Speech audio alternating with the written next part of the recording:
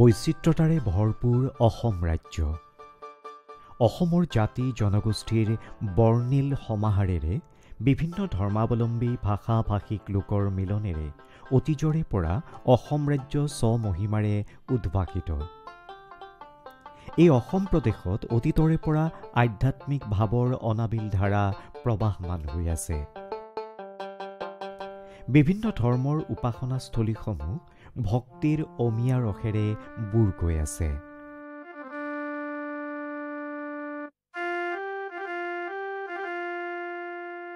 তীৰ্থৰ দুৱাৰে দুৱাৰে অনুষ্ঠানৰ বাবে এইবাৰ আমাৰ যাত্ৰা উজনি অসমৰ তিনিচুকীয়া। পুৱাই এক সতেজ মন আৰু সেউজীয়া ফালি আমাৰ গাড়ীখন গুৱাহাটীৰ পৰা তিনিচুকীয়া অভিমুখে আগবাঢ়িছিল।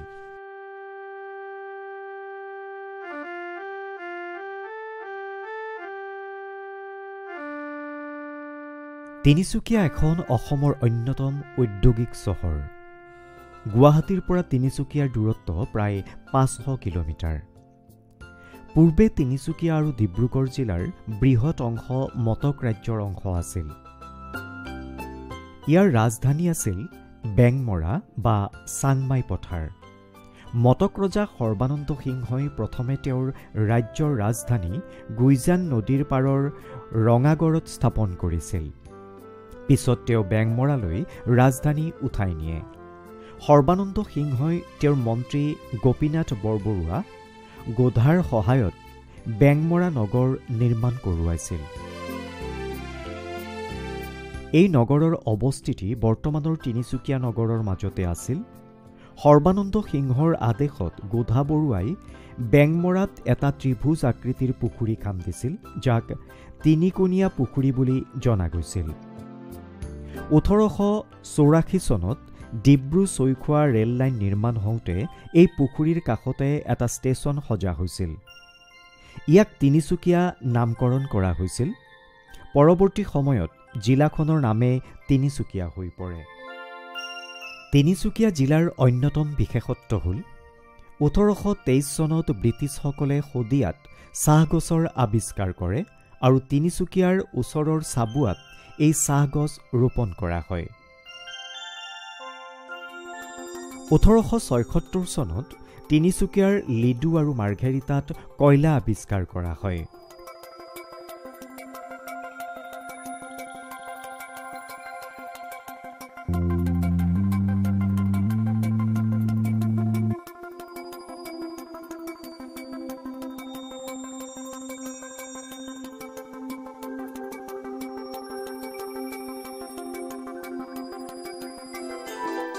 (1882 চনত ডিগবৈত খাৰুৱা তেলৰ আৱিষ্কাৰ হয় আৰু 1889 চনত ইয়াত দেশৰ ভিতৰতে প্ৰথম তৈল খাদ খন্দা হয়। ডিগবৈৰ খাৰুৱা তেলৰ শোধনাগাৰ এছিয়াৰ ভিতৰত প্ৰথম আৰু পৃথিৱীৰ ভিতৰত তৃতীয় হিচাপে পৰিগণিত হয়। 1989 চনৰ 1 অক্টোবৰত তিনিচুকীয়াক ডিব্ৰুগড় জিলাৰ পৰা আঁতৰাই এখন সুকীয়া জিলাৰ মৰ্যাদা প্ৰদান কৰা হয়। তিনিচুকীয়াত বিভিন্ন ধৰ্মাৱলম্বী লোক আছে। বিভিন্ন জাতি জনগোষ্ঠীৰ সমাহাৰ তিনিচুকীয়া। মুখ্য জনজাতিসমূহ হৈছে আহোম, চুতীয়া, চাহ জনগোষ্ঠী, মৰাণ, মটক, চিংফো আদি। নেপালী, বিহাৰী, বঙালী সম্প্ৰদায়ৰ লোকো তিনিচুকীয়াৰ অন্যতম বাসিন্দা। জিলাখনৰ কেইখনমান উল্লেখযোগ্য বনাঞ্চল হৈছে ডিব্ৰু-চৈখোৱা ৰাষ্ট্ৰীয় উদ্যান, তৰাণী সংৰক্ষিত বনাঞ্চল, বুঢ়ীদিহিং, দুৱাৰমাৰা, লক্ষীপথাৰ, কাকজান আৰু ফিলবাৰী সংৰক্ষিত বনাঞ্চল। জিলাখনৰ মাজেৰে বৈ গৈছে লোহিত, বুঢ়ীদিহিং আৰু ডিব্ৰু নৈ।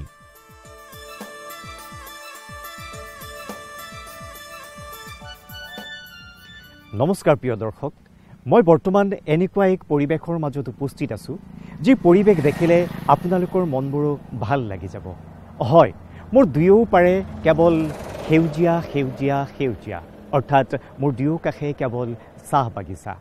আৰু এনেকুৱা এখন ঠাইত মই উপস্থিত আছোঁ, যি ঠাইখন এই চাহ বাগিচা অৰ্থাৎ চাহ গছৰ লগত সম্পৃক্ত হৈ আছে। হয় প্ৰিয় দৰ্শক, মই বৰ্তমান উপস্থিত আছোঁ তিনিচুকীয়া জিলাত।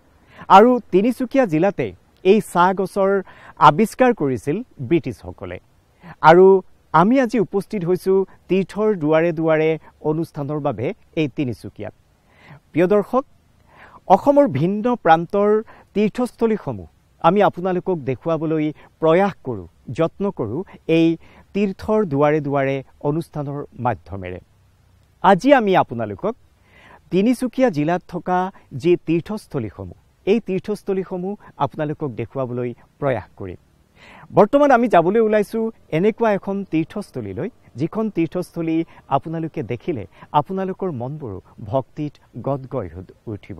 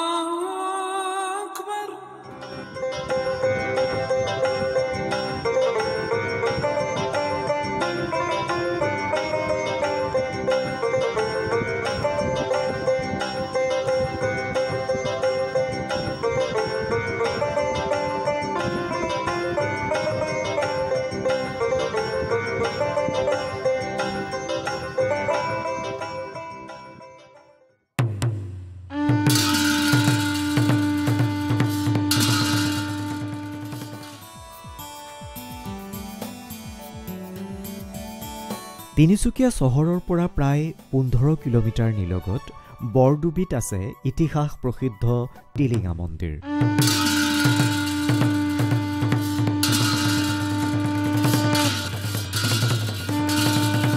এক মনোমোহা পৰিৱেশত এই মন্দিৰ অৱস্থিত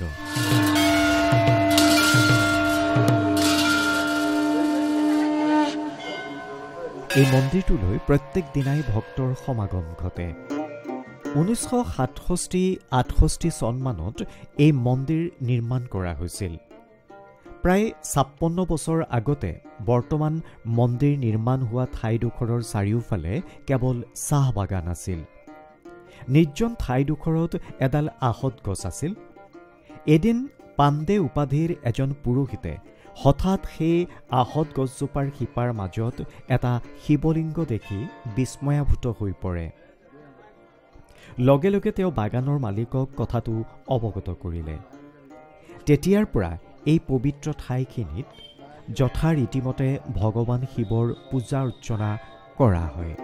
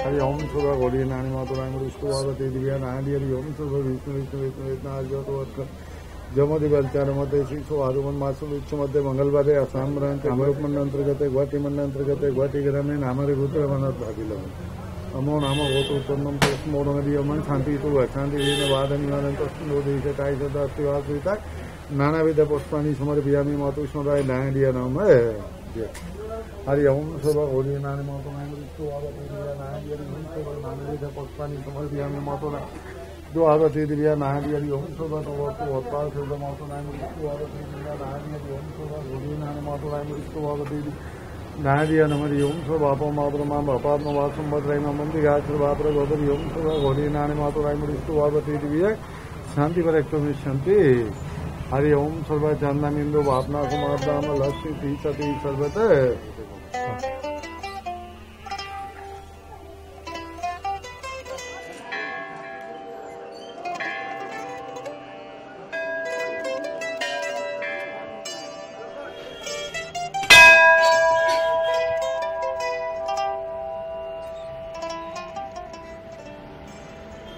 প্ৰিয় দৰ্শক মই বৰ্তমান উপস্থিত আছো তিনিচুকীয়াৰ এটা ঐতিহাসিক মন্দিৰ টিলিঙা মন্দিৰ প্ৰাংগণত আৰু তীৰ্থৰ দুৱাৰে দুৱাৰে অনুষ্ঠানত আজি এই টিলিঙা মন্দিৰৰ কথা কিছু জনাবলৈ আপোনালোকক প্ৰয়াস কৰিম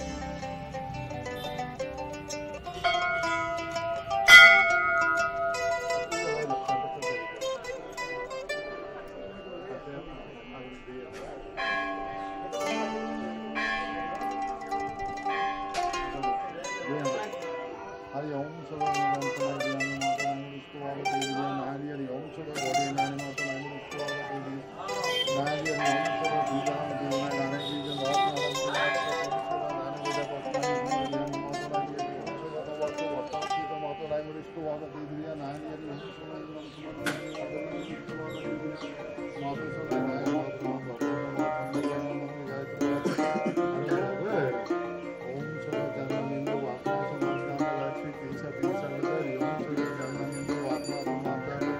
लक्ष्मी जी सती सर्वते हरि ओम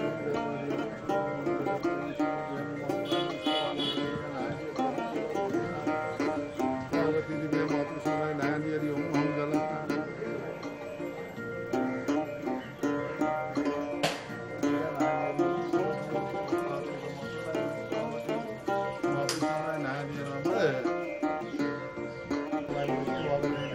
এই অলৌকিক ঘটনাটো সমগ্ৰ অঞ্চলতে বিয়পি পৰিল ভক্তসকলে আহতৰ তলত থকা শিৱলিংগত পূজা অৰ্চনা কৰিবলৈ দূৰ দূৰণিৰ পৰা আহিবলৈ ধৰিলে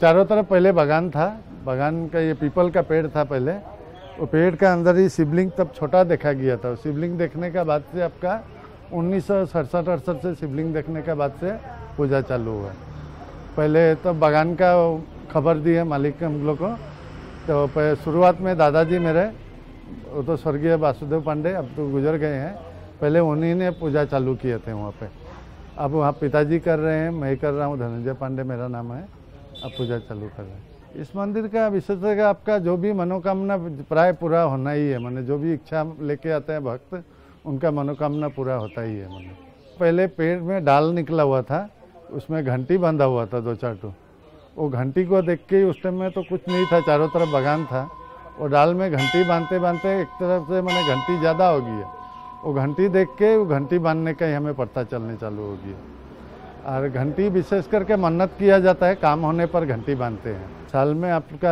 महाशिवरात्रि में पूजा होते हैं और सावन का महीना में भी जब बहुत बड़ा पूजा यहाँ पे भक्तों का ये बोलबम का भी जल उल चढ़ाया जाता है यहाँ पे तो भारतवर्ष के तो चारों तरफ से ही आदमी आते हैं भक्त लोग का आना जाना लगा ही रहता है हमारा अपना असम का तो हमेशा ही आना जाना है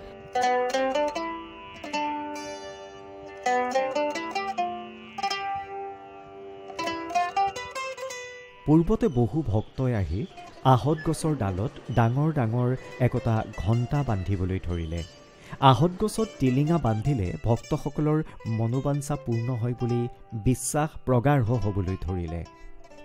পূৰ্বতে সেই আহত গছজোপাৰ তলতে পূজা অৰ্চনা হৈছিল আৰু টিলিঙা বান্ধিছিল।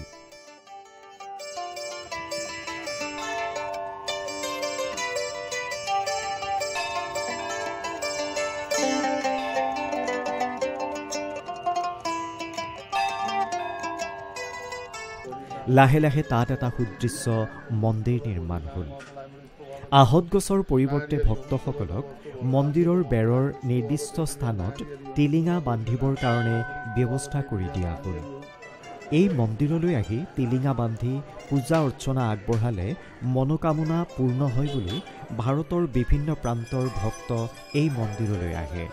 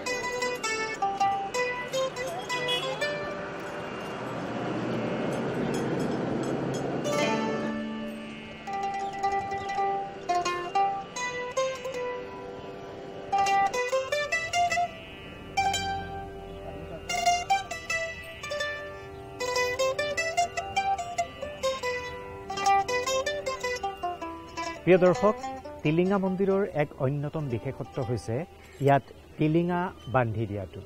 আৰু টিলিঙা বান্ধিলে ইয়াত লোকবিশ্বাস আছে যে ভক্তৰ মনোবাঞ্ছা পূৰ্ণ হয়।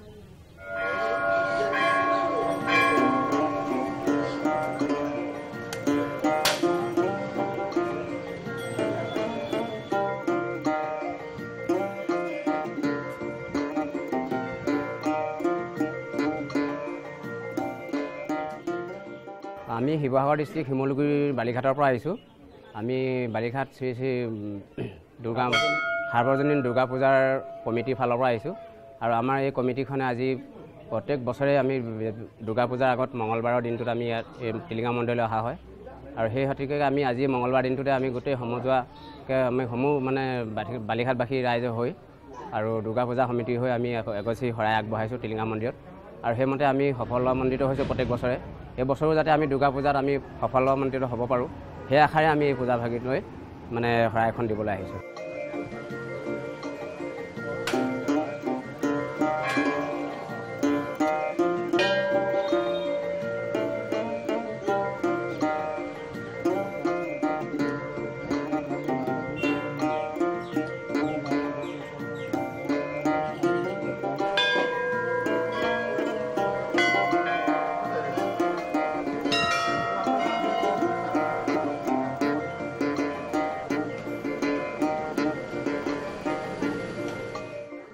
মই যোৰহাটৰ পৰা আহিছোঁ।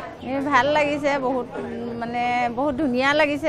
এইবাৰ প্ৰথম দেখিছোঁ, ইমান দূৰৰ পৰা আহিছোঁ। চবকে সকলোকে দেখি ভাল লাগিছে আৰু মনোবাঞ্ছা পূৰণ কৰিবলৈ আহিছোঁ। আৰু কি হয় ভাবিছোঁ, তাকে চাম বুলিয়ে আহিছিলোঁ। আৰু ৰাতিপুৱা 7টামান বজাতে পালোহি।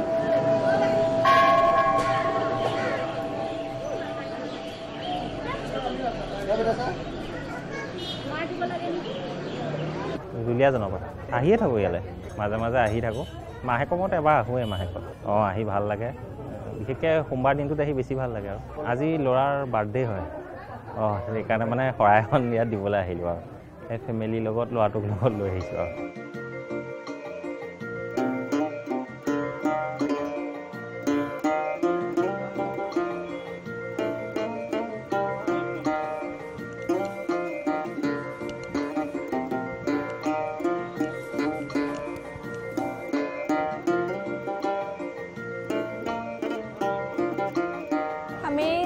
নাজিৰা শিৱসাগৰ ডিষ্ট্ৰিক্টত।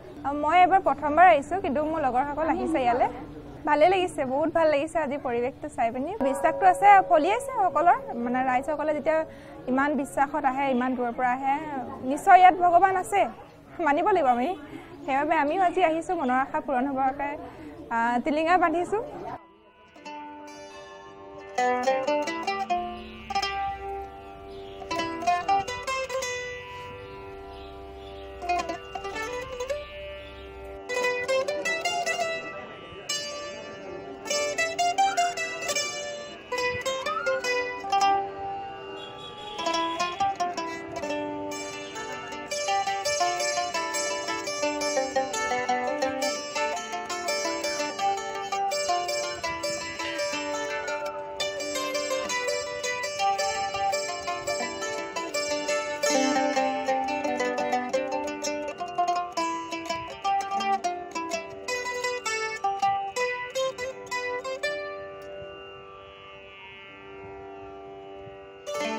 এই মন্দিৰটোৰ অন্য এক বিশেষত্ব হ'ল ইয়ালৈ আহি মন্দিৰৰ ভিতৰত থকা খুঁটাবোৰত সূতা বান্ধা।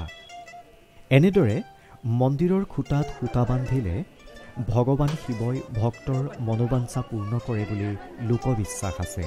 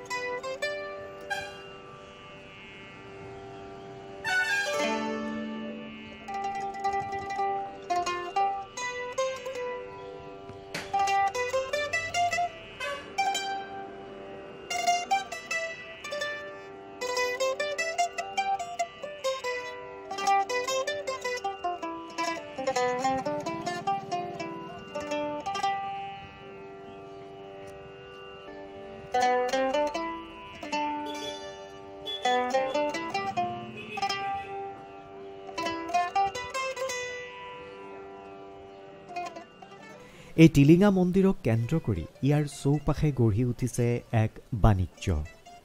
সংস্থাপিত হৈছে বহু পৰিয়াল। মূলতঃ টিলিঙা আৰু পূজাৰ সামগ্ৰীৰে ভৰপূৰ এই দোকানসমূহ।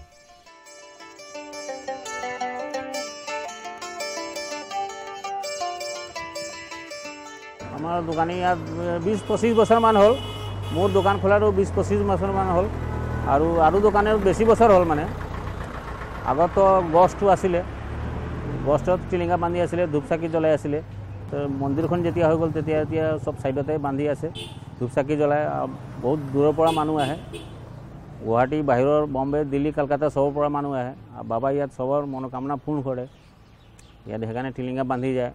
সেইকাৰণে মন্দিৰটোৰ নাম হৈ গ'ল টিলিঙা মন্দিৰ। শাওণ মাহত হয়, গোটেই শাওণ মাহ হ'ব, 1 মাহলৈকে ভিৰ হ'ব। আকৌ নতুন বছৰ হ'ব, শিৱৰাত্ৰিত হয়, আকৌ বিহু আহিলে বিহু সময়তো হয়। টিলিঙাটো তিনিচুকীয়াৰ পৰা আনো আমালোকে। 100 দোকান আছে ইয়াত, চবে চলে, মানে বাবা চবকে দিয়ে, চবে চলি থাকে। মন্দিৰটোত এক শান্ত সমাহিত পৰিৱেশ বিৰাজমান। শাওণ মাহ আৰু শিৱৰাত্ৰিত মন্দিৰলৈ হেজাৰ হেজাৰ ভক্তৰ আগমন ঘটে। মন্দিৰৰ পূজাৰীজনে মন্দিৰৰ সকলো কাম কাজৰ চোৱা চিতা কৰে। টিলিঙা মন্দিৰৰ মাহাত্ম্য অসমৰ লগতে দেশৰ অন্য প্ৰান্ততো বিয়পি পৰিছে, যাৰ ফলত ইয়ালৈ নিত্য ভক্তৰ সমাগম বৃদ্ধি হোৱা পৰিলক্ষিত হৈছে।